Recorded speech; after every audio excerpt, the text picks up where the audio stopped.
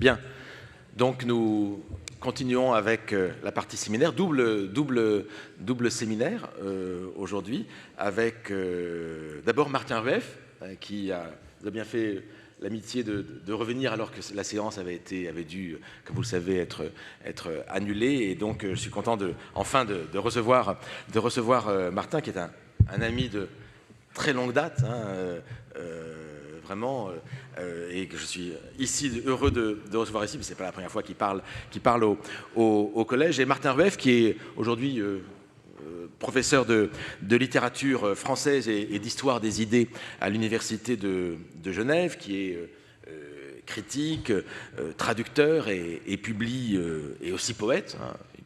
Il m'a écrit, puis qui publie des livres de poésie. Pour moi, quelqu'un qui publie des livres de poésie est plutôt un poète aussi. Comme critique et comme historien de la littérature, et c'est de cela qu'il va parler aujourd'hui, il se consacre à la littérature du XVIIIe siècle, à l'œuvre de Jean-Jacques Rousseau en particulier, mais aussi aux relations entre littérature et sciences humaines aujourd'hui, relations entre poétique et philosophie. Il a travaillé aussi sur Foucault, Claude Lévi-Strauss. Il a contribué à leurs éditions dans la Pléiade.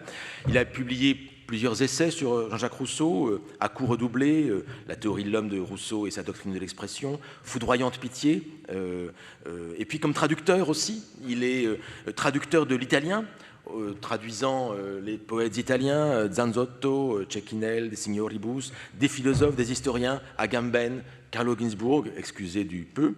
Il retraduit actuellement l'œuvre d'Italo Calvino. Il y aura la correspondance d'Italo Calvino qui paraîtra en 2023, donc très, très prochainement. Et puis il a publié la poésie en français. Son dernier recueil s'intitule La Jonction. En italien aussi, Verticale et Ponte, paru en 2021. Et puis il joue un rôle institutionnel, si je puis dire, dans le paysage poétique français, puisqu'il est rédacteur en chef de la revue Poésie, fondée par Michel Deguy, et il dirige aussi les Annales de Jean-Jacques Rousseau. Bref, c'est un acteur multiforme et assez passionnant de la littérature, de la poésie française et européenne et italienne. Et je suis content de pouvoir l'entendre, et après nous entendrons Gisèle Sapiro qui nous a rejoints, de pouvoir l'entendre aujourd'hui pour, donc le titre n'est pas changé, Rousseau et les noms propres, une étude philologique. Merci beaucoup William, et merci au collège de m'accueillir. Peu de phrases, je crois, pouvoir le dire maintenant, auront exercé sur moi une influence plus durable et moins discutable que celle rencontrée trop tôt pour que je puisse en saisir toutes les conséquences, proposée par Valéry au moment de décrire son enseignement au Collège de France dans une plaquette publiée à compte d'auteur en 1937. Je le cite, « La littérature est et ne peut être autre chose qu'une sorte d'extension et d'application de certaines propriétés du langage. » Comme toute personne qui savait devoir vouer sa vie à la littérature et qui voyait en Valéry le modèle d'un chiasme désirable entre sensibilité de l'intelligence, le penseur, et intelligence de la sensibilité, le poète, j'étais sidéré. Tout était fait là pour fasciner. La dramatisation des italiques, la reprise insistante et ne peut-être, la majuscule au mot langage. La littérature était définie par son lien d'essence et de nécessité. Elle ne peut être autre chose qu'une exploitation de certaines propriétés du langage. Valéry précisait que cette exploitation avait deux faces, à moins qu'il ne s'agisse de deux étapes, l'extension, une augmentation, un passage à la limite, et l'application, la mise en œuvre. Il n'était pas difficile pour moi, comme pour d'autres, de me livrer à une lecture aristotélicienne de ce passage, avant même de savoir que Valéry avait fait sienne ces catégories. La littérature était la puissance et la mise en acte des propriétés du langage. Mais la restriction introduite par l'adjectif indéfini, certaines, m'étonnait et m'étonne encore. Pourquoi l'application et l'extension de certaines propriétés du langage et pas de toutes? La prudence de Valéry était-elle de mise?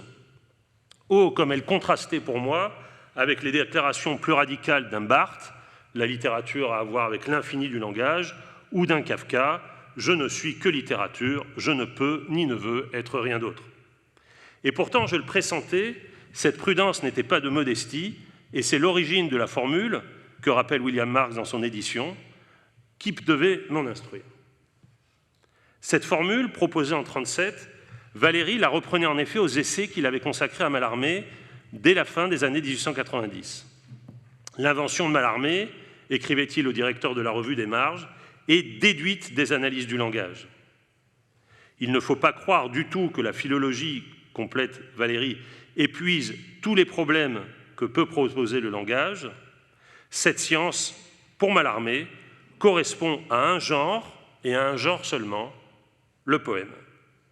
Je cite Valéry, « Peu à peu dans le poète, le langage et le moi en viennent à se correspondre tout autrement qu'ils ne le font dans les autres hommes. » Et Valéry en vient ici à une formule bouleversante. Mallarmé a compris le langage comme s'il l'eût inventé. Et dans un article de journal publié en 1936, Valéry le redit, Mallarmé n'a cessé de méditer à sa manière, qui n'est ni celle d'un philologue, ni celle d'un philosophe, sur le langage. Il a compris de fort bonne heure que le fait poétique n'est autre que le langage. Le langage, donc, et non la vie, plus ou moins pure, plus ou moins nue, le langage, donc, et non le corps, le langage. Foucault, d'ailleurs, s'en souvient dans Les mots et les choses, quand il écrit « La littérature, objet privilégié de la critique, n'a cessé depuis Mallarmé de se rapprocher de ce qu'est le langage dans son être même. » C'était donc à Mallarmé que Valéry devait cette thèse, la littérature et la puissance et la mise en œuvre du langage, mais c'est aussi à Mallarmé qu'il devait la restriction de cette thèse. Les propriétés que la puissance et l'acte de la littérature mettent à l'œuvre sont celles et celles seules que le poème, et pas le récit, peut relever. Or, le poème mallarméen est syntaxique et la restriction des propriétés évoquées par Valéry peut s'énoncer ainsi. Je vous prie d'y être attentif et attentif. Mallarmé, qui a renoncé à une certaine forme de métrique, a exploité de la manière la plus haute possible les ressources syntaxiques du langage et a fait ainsi passer la sémantique sous la coupe de la syntaxe. Mallarmé n'avait-il pas confessé, la formule est fameuse, « Je suis profondément et scrupuleusement syntaxier ». Et Valéry, toujours dans le même texte, de conclure « Par conséquent, la syntaxe qui est calcul a repris avec Mallarmé le rang de muse. » Et toute lecture des poèmes de Mallarmé le confirme. Je crois que c'est pour cette raison que l'un comme l'autre ont voulu éteindre dans les poèmes les puissances du nom propre. On le sait pour Mallarmé, la syntaxe l'emporte si bien sur la sémantique que lorsqu'il entreprend de donner un nom propre à un de ses personnages, il choisit une conjonction de coordination latine, igitur. Mais on le sait peut-être un peu moins pour Valéry. Le faible intérêt de Paul Valéry pour les noms propres ne doit pas être compris comme un manquement, mais comme une conséquence de ce qui l'intéresse dans le langage. Or, ce qui l'intéresse dans le langage, c'est, comme chez Husserl, une logique transcendantale, c'est-à-dire l'étude des lois de fonctionnement qui illustrent la syntaxe et la syntaxe seule. La syntaxe, écrit-il dans les cahiers, est l'art de la perspective dans la pensée. Le principal, l'accidentel, les relations sont ordonnés par elle et rendus possibles par elle. Valéry le note dans les propositions préliminaires des cahiers, il n'aime pas les mots, il n'aime pas les noms. Il trouve les noms trop rigides et trop flous, trop vieux, trop familiers, trop approximatifs, toujours donnés par ressemblance et sans aucune mémoire. Ce sont des instruments défectueux que la syntaxe et la syntaxe du vers pourraient relever. Nul mot isolé n'a de sens. L'ensemble des mots, soutient-il, doit être comparable à celui des articulations. Et quand il veut dire qu'il aime un mot, c'est le verbe et pas le nom, parce que le verbe est syntaxe et force. Le verbe, écrit-il encore dans les cahiers, est la merveille des langages. Les phrases sont l'œuvre du verbe. Valéry se méfie de la grammaire des grammairiens, des philologues et des linguistes, comme Husserl et Heidegger, et comme Wittgenstein aussi, tous animés au même moment de l'histoire par le désir paradoxal de proposer une grammaire pure de la pensée, c'est-à-dire une grammaire purifiée de la grammaire de la langue. Mon idée, écrit Valéry, a été de concevoir une langue artificielle fondée sur le réel de la pensée, l'analogue de la géométrie cartésienne. On le vérifierait aisément en lisant le compte-rendu de la sémantique de Bréal qui date de 1897. Valéry ne s'y intéresse qu'à la première partie de l'ouvrage qui porte, je cite, sur les lois logiques du langage, et il n'a aucun mot sur le chapitre décisif sur la formation du sens des mots, dans lequel on peut lire, et donc Valéry l'a lu, enfin, on peut le supposer, au point de vue sémantique, écrit Bréal, les noms propres sont les substantifs par excellence. En somme, pour Valéry, nouvelle Hermogène, la faiblesse des noms tient à leur arbitraire. Une confirmation de ce faible rôle accordé par Valéry aux noms propres, nous la trouverions aisément dans les ouvrages qu'il intitule en partie avec un nom propre. Je prends un seul exemple, l'introduction à la méthode de Léonard de Vinci. L'incipit en est célèbre. Il reste d'un homme ce que donne à songer son nom et les œuvres qui font de son nom un signe d'admiration, de haine ou d'indifférence. Le nom propre est un signe, il est un signe mémoratif car il renvoie à ce qui reste d'un homme quand il est mort, et il est un signe d'évaluation. Valéry s'interroge dans ce traité sur les puissances d'un esprit universel qu'il n'hésite pas à qualifier de monstrueux. Il décrit ces qualités avant de décréter un peu tard « Un nom manque à cette créature de pensée pour contenir l'expansion de termes trop éloignés d'ordinaire. Aucun, dit-il, ne me paraît plus convenir que celui de Léonard de Vinci. Étrange parcours, n'est-ce pas?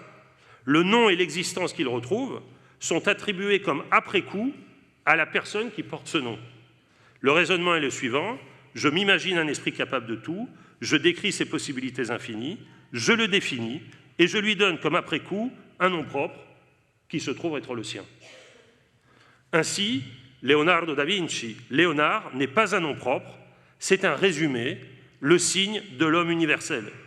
Et la preuve en est grammaticale, il écrit « Un Léonard de Vinci peut exister dans nos esprits sans trop nous éblouir ». Léonard de Vinci n'est pour rien au monde l'homme décrit par Sartre à la fin des mots, un homme fait de tous les hommes et qui les vaut tous et que vaut n'importe qui.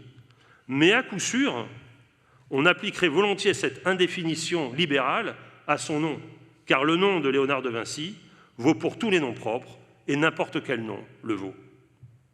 Il est pourtant dans l'œuvre de Valéry une exception à ce refus du nom propre. On la trouve dans ses derniers vers. C'est de Corona et de Coronilla que je veux parler. Deux recueils de plus de 150 poèmes composés pour Jeanne Loviton, qui de son nom de plume était Jean Voilier.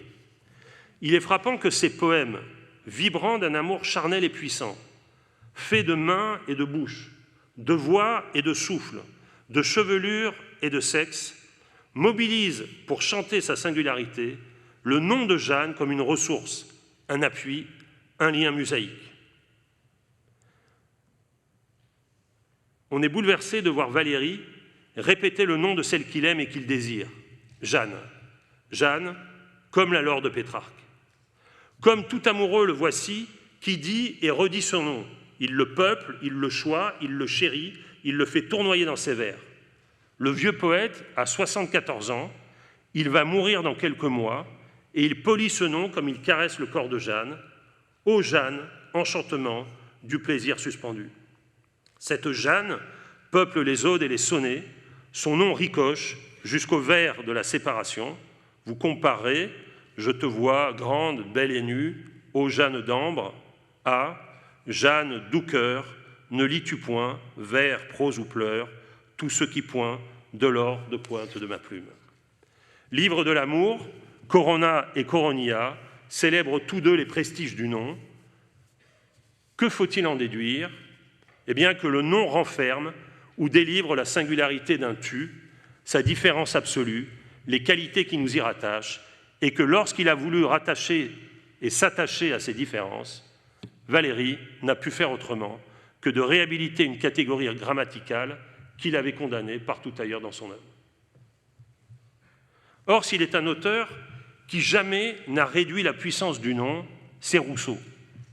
Et c'est à tenter de comprendre cette obsession qui s'est transformée en thèse que je veux vous inviter aujourd'hui. Je veux donc entreprendre une enquête philologique, et je vous entends vous récrier « Ouh là là, la philologie », alors même que vous disiez la passion déchirante du vieil homme pour une jeune fille. Hein. Quelle triste chute, quel rabat-joie helvétique. J'implore donc votre confiance. La philologie de méthode que je vais défendre ici s'ancre dans une conviction. La littérature est et ne peut être que l'exploitation et l'application des propriétés du langage, de toutes les propriétés du langage, et j'ajoute, de ses savoirs, et je précise, de tous ces savoirs et de l'histoire de tous ces savoirs. C'est en ce sens que j'entends ici philologie. Pour mieux situer la passion nominale de Rousseau, je me dois donc de savoir ce que l'on savait du nom propre à son époque et réfuter la croyance de Foucault qui voulut que le XVIIIe siècle, vous voyez les mots et les choses, fût port-royaliste.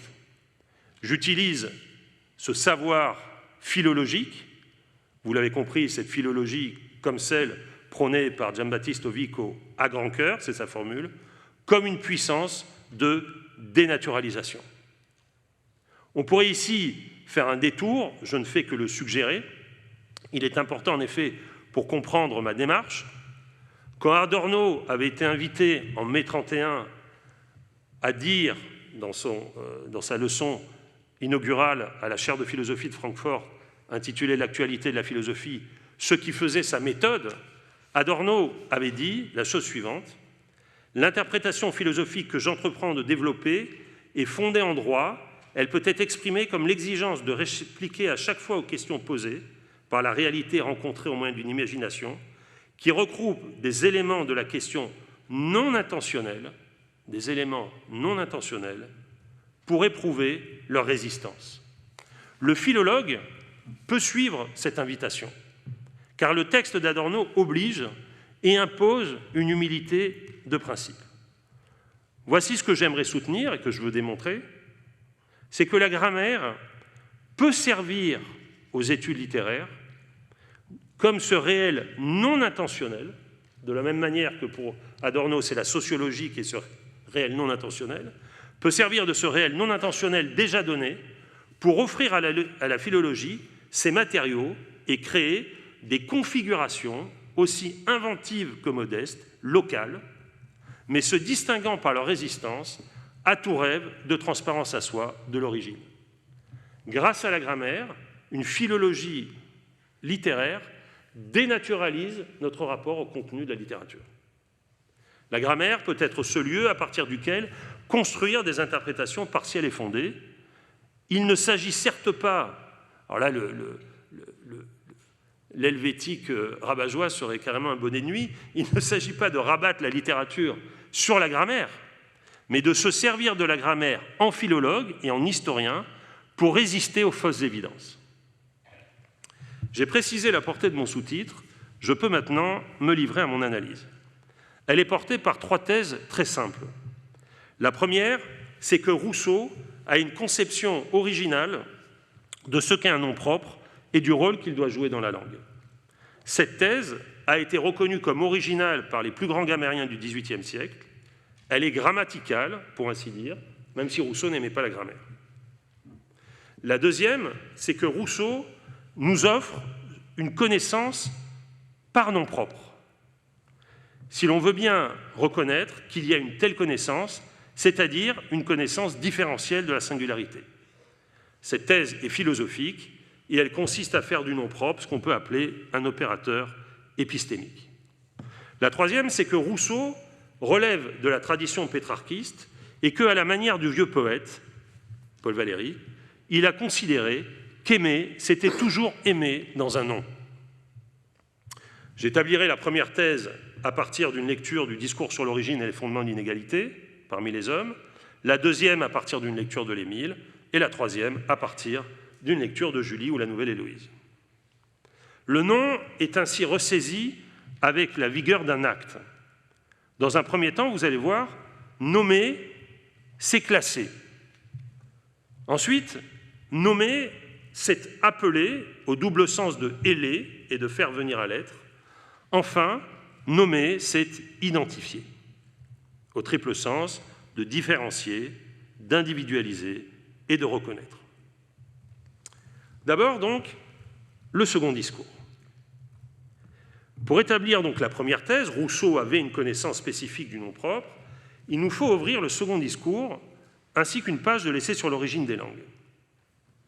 On peut faire le premier pas de manière indirecte en citant l'article « nom » de l'encyclopédie qui est dû à Nicolas Bosé, qui a rédigé les articles de l'encyclopédie après la mort de Dumarsais en 1756. Et Bosé signe 153 articles, dont l'article « langage » et l'article « nom », qui va déplaire à Diderot parce que Rousseau y est attaqué.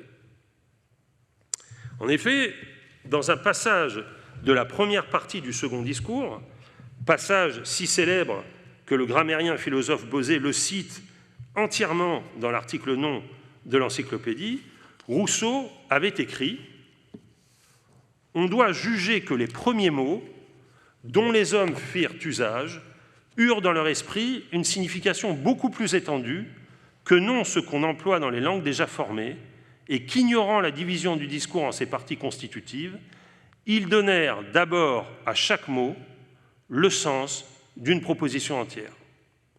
Quand ils commencèrent à distinguer le sujet d'avec l'attribut et le verbe d'avec le nom, ce qui ne fut pas un médiocre effort de génie, les substantifs ne furent d'abord qu'autant de noms propres.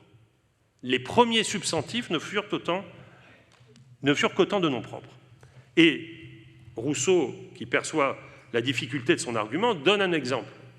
Chaque objet reçut d'abord un nom particulier, sans égard au genre et aux espèces, que ces premiers instituteurs n'étaient pas en état de distinguer, et tous les individus se présentèrent isolés à leur esprit, comme ils le sont dans le tableau de la nature. Si un chêne s'appelait A, un autre chêne s'appelait B, de sorte que plus les connaissances étaient bornées, et plus le dictionnaire devint étendu.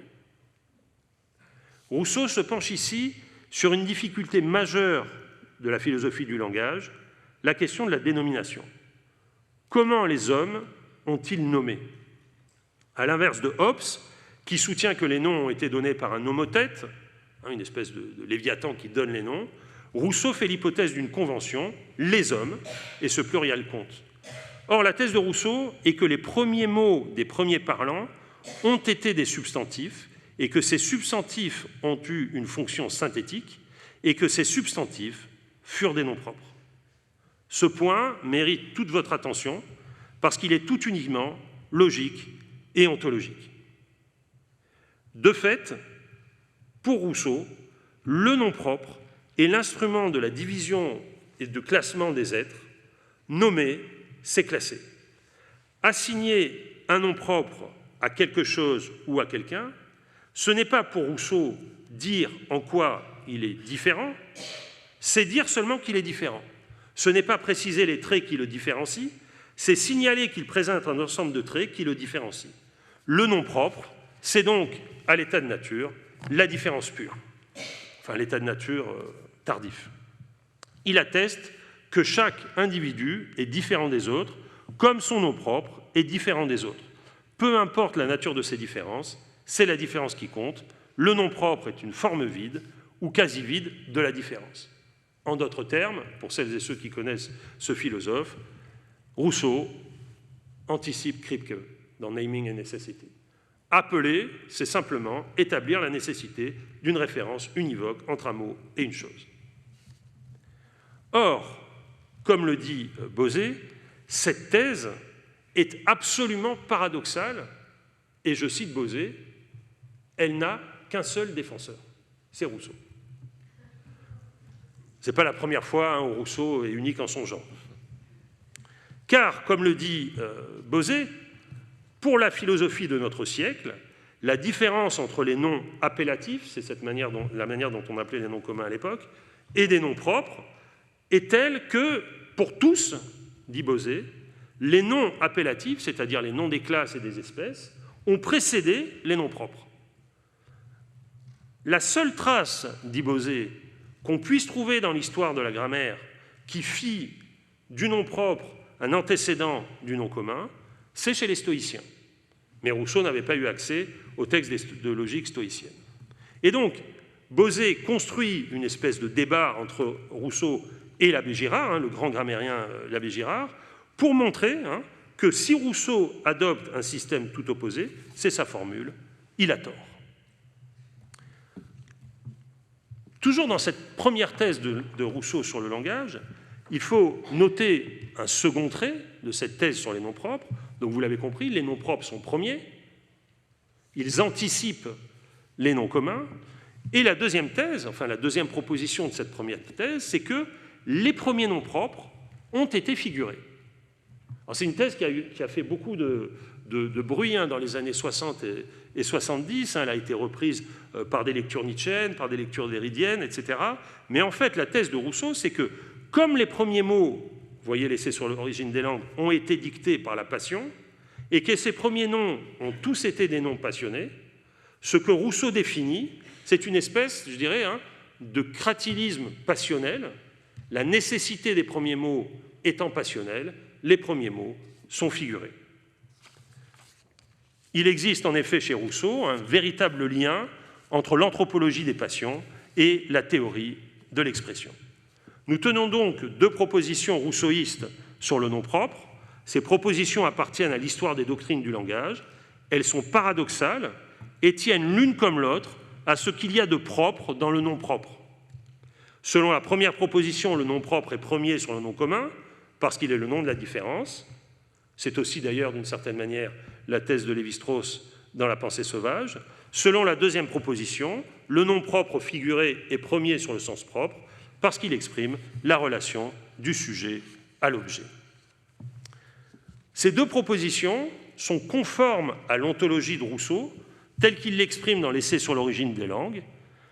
Quand on veut étudier les hommes, il faut regarder près de soi, mais pour étudier l'homme, il faut apprendre à porter sa vue au loin, et thèse très célèbre, il faut d'abord observer les différences pour découvrir les propriétés.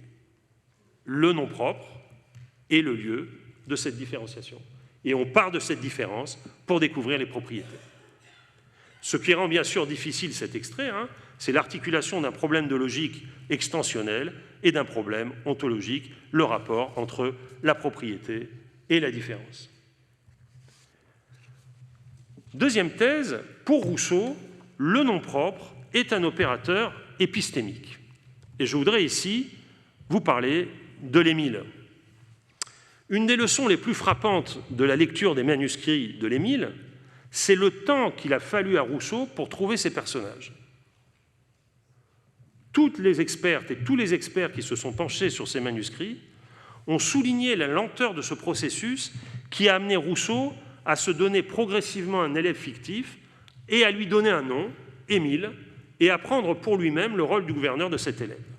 Ce n'est qu'au cours de la leçon d'orientation par le soleil dans la forêt de Montmorency, c'est-à-dire très loin par rapport au début du livre, au cahier 4, c'est-à-dire au livre 3 du texte définitif, que Rousseau décide que dans ce traité de philosophie, il faut singulariser l'élève par un nom propre. Et c'est là une invention radicale qui fait de l'Émile un texte sans équivalent dans la philosophie du XVIIIe siècle. On l'a souvent comparé à l'essai sur l'origine des connaissances humaines de Condillac, on l'a souvent comparé à l'essai sur l'entendement humain de John Locke, on l'a souvent comparé en Allemagne à la critique de la raison pure, c'est Kant lui-même qui fait ce parallèle, mais l'essentiel n'est pas là, l'essentiel n'est pas la modalité de la déduction de l'être humain chez Rousseau. L'essentiel, c'est que cette déduction ne peut se faire que sur un individu singulier. Et que Rousseau, pour prouver la singularité de cet individu différent de tous les autres individus, doit le nommer. Le nom propre fait son entrée avec l'Émile comme un opérateur de philosophie. Et j'en veux une seule preuve, un texte très, très célèbre, que je trouve au livre 4 de l'Émile. Au livre 4, il s'agit de préparer Émile en différant la découverte des objets de l'amour, en ménageant ce que la seconde naissance, celle du sexe, fait subir à l'amour de soi. Et Rousseau dit, ou plutôt son mentor se dit, ce qu'il faut pour empêcher Émile de devenir fou d'amour, c'est lui donner un modèle. C'est-à-dire que le modèle que Rousseau a construit avec un nom propre va se voir attribuer lui-même un modèle construit avec un nom propre. Et ce modèle, c'est Sophie. Et voilà ce que dit Rousseau. Je lui donne un modèle, je ne veux pas qu'on trompe un jeune homme en peignant un modèle de perfection qui ne puisse exister, je vais choisir tellement les défauts de sa maîtresse qu'ils lui conviennent, qu'ils lui plaisent et qu'ils servent à corriger les siens. Et plus loin, soit qu'il personnifie ou non le modèle que j'aurais su lui rendre aimable, ce modèle, s'il est bien fait, ne l'attachera pas moins à tout ce qui lui ressemble et ne lui donnera pas moins d'éloignement pour tout ce qui ne lui ressemble pas. Et ce que va faire le précepteur, c'est de donner un prénom à ce modèle. Et ce prénom, c'est Sophie. Sophie, donc, qui sera à la fois un terme de comparaison et un superlatif. Il est tout à fait extraordinaire de rapporter le texte, je vous prie de m'excuser, j'accélère, le texte dans lequel Émile, le petit Émile, rencontre Sophie. La scène est brossée comme chez Fénelon ou dans un décor de Poussin. Émile et son mentor arrivent dans une maison, ils sont bien accueillis par des gens simples. Et qu'est-ce qui va se passer? Eh bien, les parents vont appeler la petite fille, et cette petite fille, c'est Sophie. À ce nom de Sophie, vous eussiez vu tressaillir Émile. Frappé d'un nom si cher, il se réveille en sursaut et jette un regard avide sur celle qu'il ose porter. Sophie est un modèle nommé et il s'incarne selon une espèce d'épistémologie que vous pourriez appeler une épistémologie de Pygmalion. Le nom est un déclencheur d'existence, un déclencheur de relations. Émile et Sophie sont donc des noms propres épistémiques. Ils servent la construction d'un modèle qui sert la déduction de la marche de la nature. On pourrait dire, pour conclure sur cette deuxième thèse, qu'il y a chez Rousseau deux types de noms propres, dont chacun correspond à un type d'individualité. Bien sûr, il y a les noms propres qui correspondent à l'individualité empirique, nos noms propres, si vous voulez. Et ces noms propres, ils présentent en effet des différences en nombre infini, sans qu'il y ait de raison pour considérer que sur le plan de l'expérience, les unes sont pertinentes et les autres non. À ce titre, le nom propre ordinaire, s'il avait pour fonction de véhiculer une information de nature prédicative, ne pourrait jamais désigner un individu déterminé, puisqu'on devrait, pour y réussir, rassembler un nombre infini d'informations, d'accord ? Jean-Jacques Rousseau et ce petit garçon né en Suisse, etc. etc. Et il faudrait créer des maillages infinis. Mais dans le langage de la connaissance, du point de vue de la logique du modèle de Rousseau, un langage de la connaissance qui a l'ambition d'un traité ne peut pas se satisfaire de ce type de nom propre, parce qu'il exclut la possibilité d'appréhender par concept une individualité en tant que telle. Et voilà que naît le nom propre épistémique. Celui d'ailleurs que pratiqueront par la suite toutes les sciences humaines, de la psychanalyse, le petit Hans, à la sociologie, de l'histoire à l'économie. Un tel nom propre possède, au contraire, un signifié conceptuel. Il représente non pas seulement un abrégé de description, mais l'abrégé de la description définie qui peut être donné d'une individualité épistémique déterminée dans le langage propre à tel secteur de la théorie de l'homme. Le nom propre épistémique est ainsi le nom propre d'un modèle qui établit sa légitimité au sein de son domaine de définition, la théorie de l'homme. Quant à la troisième thèse, elle sera plus vite évoquée, je vais conclure. William, il me reste 5 minutes, je crois. Oui, ça va. C'est celle qu'on trouve donc dans Julie ou la nouvelle Héloïse, que l'on peut bien considérer comme un roman des noms. J'en veux pour exemple l'extraordinaire passage suivant. On est dans la deuxième grande partie du roman, et Saint-Preux va visiter l'Élysée. En entrant dans l'Élysée dans ces dispositions, je me suis subitement rappelé le dernier mot que m'avait dit hier M. de Volmar, à peu près dans la même place. Le souvenir de ce seul mot a changé sur le champ tout l'état de mon âme. J'ai cru voir l'image de la vertu, où je cherchais celle du plaisir.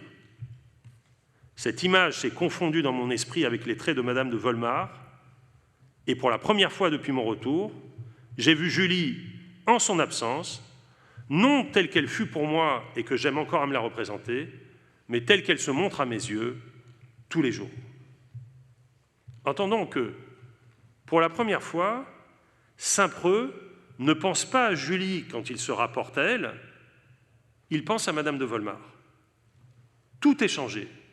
L'image, la relation qu'il a avec cette image, et jusqu'au nom même. Il faut lire la Nouvelle Héloïse au regard de ce triangle, les corps, les images et les noms.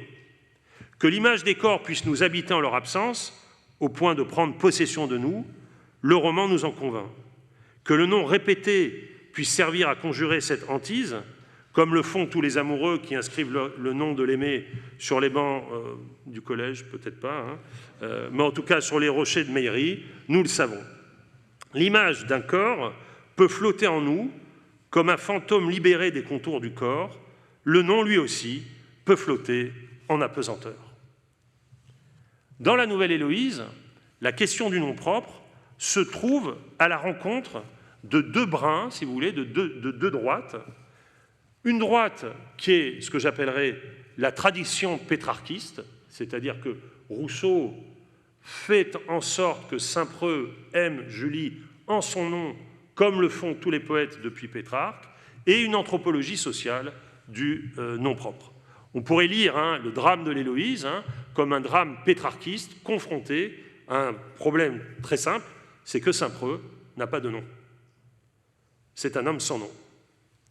Un mot sur le premier brin, un mot sur le deuxième, et je conclus. En 1933, Walter Benjamin avait rédigé une note intitulée « Amour platonique ». Je la lis. « L'essence et le type d'un amour se définissent le plus rigoureusement dans le destin qu'ils réservent au nom, au prénom.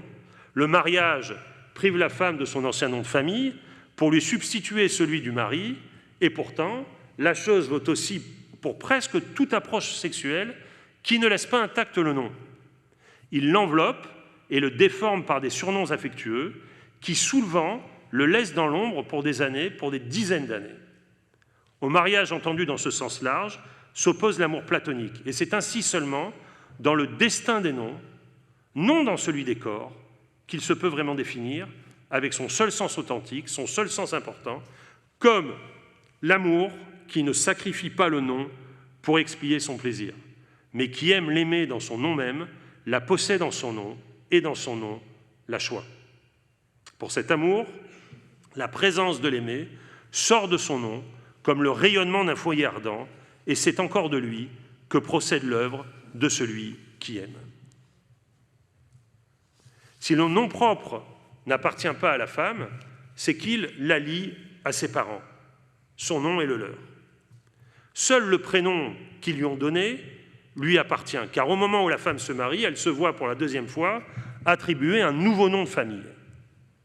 Le nom de l'aimé assure son identité selon l'amour, alors que son nom de famille indique son allitération selon la société. Or, ce nom, le prénom, est souvent submergé dans l'amour par les diminutifs, le nom tronqué, je ne vous donnerai pas d'exemple, le fait qu'on tronque les noms par affection, ou par des noms d'oiseaux, ce que j'appellerais des noms troqués, ou par les appellatifs du baby-talk qui empruntent à l'animalerie, ma pupuce, etc., etc. Donc, le poète, lui, sauve la femme en son nom, et à chaque fois qu'il le prononce, il tremble et fait trembler le nom. Il la libère dans un mot magique qui est son nom, il la délie, comme le dit si profondément Maurice Sèvres. Or, l'ensemble du roman rousseauiste est placé sous un texte en épigraphe qui donne la tonalité pétrarchiste, puisque c'est le sonnet 338 du Canzoniere, « Non la conobbe il mondo mentre l'ebbe, conobbi l'io qui a piangere qui rimasi », le monde ne l'a connue pas alors qu'il l'a possédée, je la connus moi qui reste ici-bas pour la pleurer, et plus loin, et citer le fameux sonnet de Pétrarque, « Elle ne m'a laissé d'elle qu'un nom ». Or, Saint-Preux est à l'égard de Julie comme Pétrarque est à l'égard de Laure, il l'a fait émerger de son nom. Dire que le roman de la Nouvelle Héloïse est un roman pétrarchiste, c'est dire que c'est un roman du nom. Quant à la dimension de l'anthropologie politique du nom, j'évoque juste ce point-ci, c'est que ce qui va déterminer le destin de Julie et de Saint-Preux, c'est qu'ils s'inscrivent dans un système social du nom, un système, faut-il dire, social et politique. Et ce système, en fait, ne laisse aucun personnage indifférent. Car tous les personnages, si j'ose dire, de la Nouvelle Héloïse, ont des problèmes de nom. Volmar a un problème de nom, le baron d'Étanges a un problème de nom parce que son nom va s'éteindre, puisqu'il n'a plus de fils. D'Édouard, on pourrait dire aussi, je ne peux pas le montrer maintenant, qu'il a un problème de nom, mais celui surtout qui a un problème de nom, évidemment, hein, c'est Saint-Preux. Quand Édouard propose le mariage au père de Julie, je cite la lettre, « Là-dessus, ton père s'emporta. Il traita la proposition d'absurde et de ridicule. Quoi ? Un homme d'honneur comme vous peut-il seulement penser que le dernier rejeton d'une famille illustre aille éteindre ou dégrader son nom dans celui d'un quidam sans asile et réduit à vivre d'aumône ? Arrêtez, interrompit Édouard, de tels quidams sont plus respectables que tous les houbreaux de l'Europe, et je vous défie de trouver aucun moyen plus honorable d'aller à la fortune que les hommages et les dons de l'amitié. Combien de grands noms retomberaient dans l'oubli si l'on ne tenait compte que de ceux qui ont commencé par un homme estimable. Ici, donc, la tradition pétrarchiste rencontre, et à mon avis c'est une des raisons du succès du roman, une anthropologie sociale et politique du nom.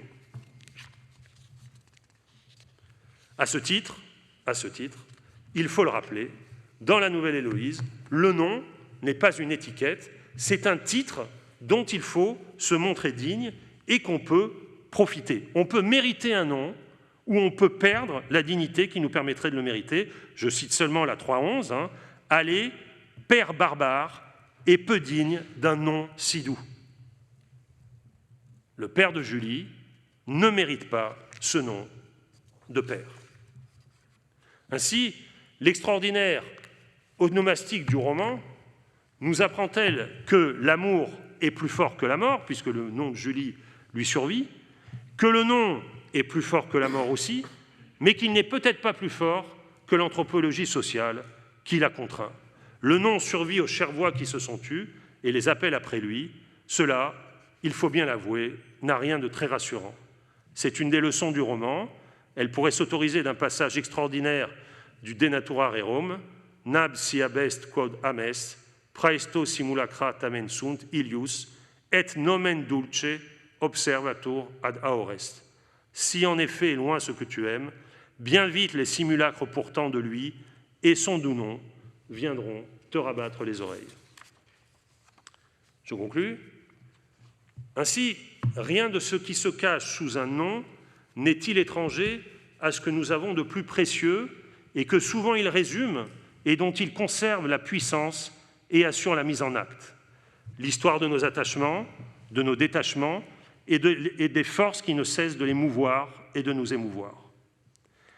Pas moins que Rousseau, sans doute, Valéry n'ignora ses forces. Mais tandis que Rousseau en fit un des foyers de son œuvre, Valéry n'y appliqua que très tardivement son génie, au moment où sa passion pour une Jeanne l'obséda de son nom propre. Je ne sais pas si cette différence permet d'opposer deux genres d'écrivains, mais je me permets de croire qu'elle n'est pas sans incidence. Une poétique du nom propre cherche la singularité dans la différence nommée, dans le paquet de traits qu'il emporte, dans les encyclopédies tout uniment publiques et privées qu'il ouvre. Rousseau y fut sensible, qui donna un nom propre au plus grand traité de philosophie française du XVIIIe siècle et deux noms propres à son plus grand roman. Qu'il ait passé la dernière partie de sa vie douloureuse à penser le nom propre en son nom propre n'est pas une autre histoire. C'est la même, énoncée en première personne. Vous remarquerez que j'ai pris garde de ne pas évoquer une politique du nom propre. C'est que Rousseau la refuse, car les politiques du nom propre comportent, selon lui, des risques considérables. Face au nom supposé du bon sujet politique, l'anthropologie du nom propre construirait une opposition entre le bon nom du collectif et le nom de l'ennemi ou de l'adversaire, la communauté, le collectif, l'État, la raison, la nation, la patrie. Rousseau a toujours refusé les politiques du nom propre. Il appelle, me semble-t-il, à en finir avec de telles politiques pour les relayer par la politique pronominale. Sa doctrine des noms, son onomastique, si l'on veut, reste pourtant d'une grande portée, c'est ce que j'ai essayé de vous dire. Elle touche à la différence de l'homme, à la singularité de l'amour, et elle s'origine dans une pratique philosophique de la grammaire. Nous avons la grammaire d'une langue pour étudier toutes les propriétés du langage, et la littérature pour les étendre et les appliquer littéralement, si vous permettez, et dans tous les sens. Tel pourrait bien être le programme d'une nouvelle philologie, et grâce à elle, nous pourrions enfin cesser d'être pieux et inverser la malédiction nietzschéenne, c'est-à-dire peut-être nous rendre un peu mieux libres. Merci beaucoup.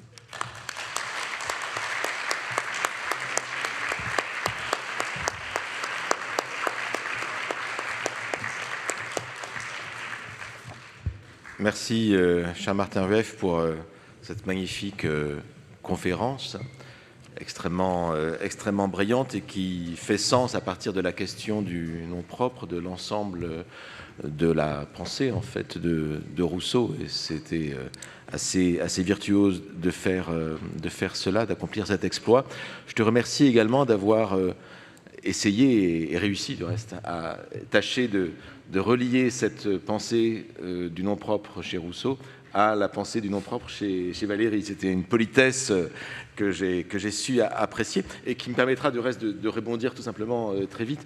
D'abord en te disant que effectivement, je crois que tu avais très bien lu Valéry, en te remerciant aussi d'avoir cité ce recueil Corona Coronia qui est paru il y a maintenant une dizaine, quinzaine d'années. Donc c'est vraiment, ce sont les derniers poèmes de Valéry, écrits en l'honneur de Jeanne Loviton, et qui sont des poèmes en fait qui correspondent, et tu l'as très bien vu, mais on pourrait, je crois, insister, correspondent en fait à un changement de paradigme dans la façon d'écrire de la poésie chez Valéry. Et je pense que ce n'est pas sans, on y reviendra peut-être la semaine prochaine, mais ce n'est pas sans lien avec les expériences que Valéry a connues, les attaques contre sa poésie. Il a réellement, à cause de ces attaques, pour d'autres raisons, il a changé de manière d'écrire, hein, et de faire de la poésie. Et dans ce recueil Corona Coronia, on a vraiment un autre Valéry qu'il faut absolument lire parce que c'est très différent de Charme, très différent de la Jeune Parc. Il faut dire aussi le recueil Alphabet, il faut dire qui sont les histoires brisées également, et c'est un autre rapport du réel, de la langue au réel, et avec une volonté de simplicité, de clarté qu'on n'imagine pas en vérité dans la poésie de Valéry, et quelque chose de très touchant et très immédiatement émouvant, hein, je crois. C'est assez frappant. Enfin bref, il faut je crois, non pas réhabiliter, mais il faut mettre la lumière sur ces recueils Corona et Coronia qui montrent la diversité des pratiques de Valéry concernant la poésie. Et deuxième chose, et je te laisserai réagir peut-être là-dessus, c'est... alors tu disais, chez Rousseau, il n'y a pas de... il y a l'idée que les noms propres sont premiers, hein, dans l'histoire de la langue.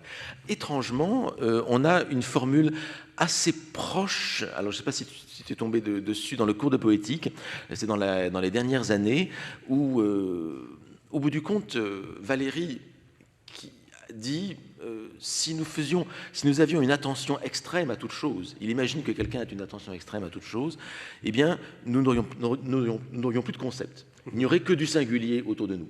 Et donc, nous n'aurions pas le concept de table si nous voyions la singularité de chaque table, si nous faisions attention au fait que chaque table est différente d'une autre. Alors, il ne fait pas, autant que je me souvienne, l'application au langage à ce moment-là, mais il faudrait revoir le passage. Mais il y a l'idée qu'au bout du compte, le réel n'est fait que de singulier. Et que donc, la langue est, de cette manière, une sorte d'imperfection par rapport à ce réel singulier. Et c'est la conception du nom propre chez Valéry, à savoir c'est une conception totalement pragmatique, c'est-à-dire que ou du nom en général même. C'est-à-dire que le nom ne fait sens que dans le cadre d'un contexte, un contexte soit langagier, soit un contexte extérieur au langage lui-même. Et donc c'est toujours le fruit d'une négociation entre l'interlocuteur, celui qui parle et celui qui l'écoute. Oui, merci beaucoup. Un mot sur Corona et Coronia, dont évidemment le titre a été un peu desservi par l'actualité. Hein. Bon, un recueil qui s'appelle Corona avait peu de chances d'être sollicité par le public. C'est absolument stupéfiant. C'est vraiment un recueil stupéfiant. Et c'est stupéfiant pour une raison, je ne fais que redoubler ce que vient de dire William Marx, hein, mais pour une raison très profonde, c'est que le sujet de ce recueil, c'est le corps de Jeanne. Et c'est un recueil d'un érotisme tout à fait, je dirais même, troublant et dérangeant, hein. Il y a même un poème que je me garderai bien de lire devant vous. C'est obscène. Même, qui est vraiment pornographique. Hein, vraiment. Enfin, il y en a deux, hein, et dont l'un des deux est d'ailleurs sans doute le plus beau du livre. Hein. C'est vraiment des recueils. Et donc, c'est très frappant par rapport aux critiques hein, qui étaient adressées à Valéry et dont William Marx faisait la liste tout à l'heure. Hein. Une poésie désincarnée, une poésie cérébrale, une poésie hermétique. Là, je vous jure qu'on comprend. Hein. On comprend bien ce dont il s'agit. Alors, pour ce qui est de la question du nom, je pense qu'il y a, tu mets le doigt évidemment sur un point essentiel que je déplierai en deux. C'est-à-dire que quand on pense le nom, je crois qu'il y a deux choses. On peut penser le nom ou on peut penser à la question de la nomination. Et par exemple, hein, Rousseau, c'est vraiment un penseur d'abord de la nomination. Comment on a donné les noms? Wittgenstein, c'est un penseur de la nomination, bien sûr. Hein, comment on étiquette le réel. Et il est vrai que dans un moment très spécifique, qui est celui que j'ai cité, c'est-à-dire celui du second discours, on a l'impression que Rousseau est un nominaliste. Si nominaliste, ça veut dire qu'à chaque objet correspond un nom particulier. Et que ce nom est propre. Et c'est exactement hein, ce qu'on pourrait appeler le nominalisme perceptif de Valéry que tu évoquais, c'est-à-dire qu'à chaque objet, hein, en fait, la singularité d'un visage, on le voit bien avec les visages. Hein. Le mot visage, c'est vraiment un mot hein, qui ne devrait pas exister, parce que chacune et chacun, pensez à Leibniz, a un visage tellement singularisé qu'il n'y a rien de tel hein, que cette classe. D'accord ? Et donc, c'est bien ce qui est en jeu. Ce qui est, me semble-t-il, passionnant du point de vue de l'histoire de la poétique, c'est qu'au moment où la philosophie des années 20-30 et la grammaire des années 20-30 est vraiment obsédée par la question de la nomination. Et c'est très frappant parce que ce point fait converger des penseurs du langage qui n'ont aucun rapport entre eux et qui sont même ennemis. Wittgenstein, Heidegger, par exemple. D'accord ? Et des grammairiens qui n'ont aucun rapport entre eux, hein, Bréal et plus tard Damour et Pépichon. Mais il y a une arme, et je pense qu'elle est, si j'ose dire, décapante, que Valéry a saisie, c'est la théorie de la syntaxe de Mallarmé. Or, le problème, si vous voulez, c'est qu'on est convaincu qu'on fait des poèmes avec des mots, des beaux mots, hein, l'onde au lieu de l'eau, etc., etc. Et ce que Mallarmé substitue à l'ancienne métrique et à la combinaison non choisie, métrique, etc., c'est une nouvelle syntaxe. Et Valéry prend bien ça au sérieux, c'est-à-dire que la syntaxe, c'est l'élément de la nécessitation dans le langage hein, et de la construction des opérations pures, comme il dit, alors que le nom, c'est toujours arbitraire. Voilà ce que je veux dire. Alors, je me permettrai juste une question, et peut-être je vais laisser la parole peut-être à Gisèle, peut-être que tu veux poser une question. Oui, vas-y, je t'en prie.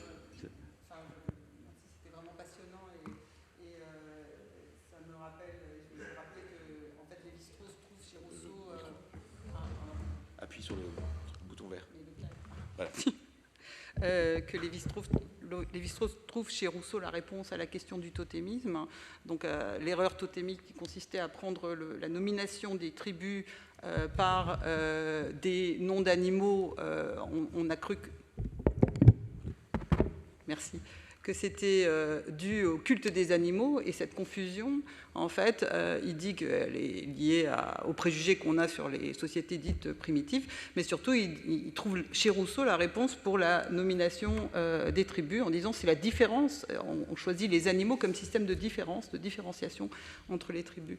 Et puis, ça m'intéressait l'idée que Rousseau est contre une politique des noms propres, parce qu'il se trouve que j'ai travaillé sur la poésie de la résistance et justement sur la politique des noms propres dans la poésie de la résistance, puisque dans la poésie clandestine, les seuls qui peuvent être nommés sont les morts, et il s'agit de leur tresser un tombeau, mais aussi de construire un contre-récit par rapport aux récits dominants qui ont fait des terroristes, et donc de les transformer en héros. Donc voilà, je ne sais pas si ça résonne d'une manière ou d'une autre, mais il me semble que ça fait vraiment écho à ce que Rousseau dit la fiche rouge. Enfin, voilà, c'était aussi les noms imprononçables, les noms étrangers. Enfin, voilà. Oui, je vais très vite, hein, parce qu'on a envie tous de t'entendre. Oui, sur Lévi-Strauss, c'est la thèse de Lévi-Strauss, c'est que Rousseau est un penseur structuraliste, hein, pré-structuraliste, et pas simplement le fondateur des sciences de l'homme parce qu'il aurait découvert l'ethnologie, hein, mais parce que justement il construit des modèles de différenciation. Et dans la pensée sauvage, hein, l'extraordinaire chapitre sur les noms, hein, c'est exactement comme tu dis, c'est-à-dire que, en fait, il prend l'exemple, tu te souviens, de la manière dont les jockeys, enfin je ne sais pas si les jockeys, les sociétés hippiques en tout cas nomment les chevaux, hein, et la manière dont on nomme nos chats, enfin les chats quoi. Et il dit, en fait on voit bien qu'on ne donnerait que très rarement un nom de chat à un cheval, hein, et un nom de cheval à un chat. Hein, je sais pas, vainqueur du laurier à votre chat, je pense que non. Hein. Bon, et Minou à votre étalon non plus. Hein. Donc il dit en fait c'est des systèmes de classement les noms. Et ce que classent les noms propres, ce sont des différences. Hein, ce sont des différences. Quant au rapport du nom propre et de la mort, c'est vraiment le pétrarchisme qui est en jeu. Hein, puisque ce qui garantit dans les 399 sonnets du canzoniere, hein, l'unité entre in vita et in morte, c'est le nom propre. C'est le seul, ce qui tient l'aura, c'est son nom. Voilà. C'est assez passionnant, et je crois que tu touches par le nom propre à quelque chose qui est fondamental au XVIIIe siècle aussi. Il n'y a peut-être pas de politique du nom, mais il y a une sociologie du nom. Ah, oui, je pensais à ce que disait sur Saint-Preux, mais aussi à la fameuse querelle entre Voltaire et le chevalier de Rohan. Hein. Vous finissez votre nom, dit Voltaire au chevalier de Rohan, et je commence le mien. Bon, ça, Voltaire l'a payé cette boutade par une sacrée dose de coups de bâton, une bastonnade dont il a été bien traumatisé. Mais enfin, c'est quelque chose qui est très présent dans un monde qui fonctionne effectivement par le nom. Le nom propre, c'est celui qui vous... Beaucoup plus que maintenant, je pense. Oui. C'est l'objet de la vie de Marianne. Le problème de Marianne, dans la vie de Marianne, c'est qu'elle n'a pas de nom de famille. Et comme elle n'a pas de nom de famille, elle doit rejoindre son être en dehors de ce qui lui permettrait d'être reconnue dans les cercles de société. Hein, elle hésite entre les deux. Est-ce que j'étais la fille de la noble du carrosse ou la fille de ça? Et elle ne sait pas. Et donc, Jacob, hein, le paysan parvenu, Marianne, c'est des prénoms sans nom.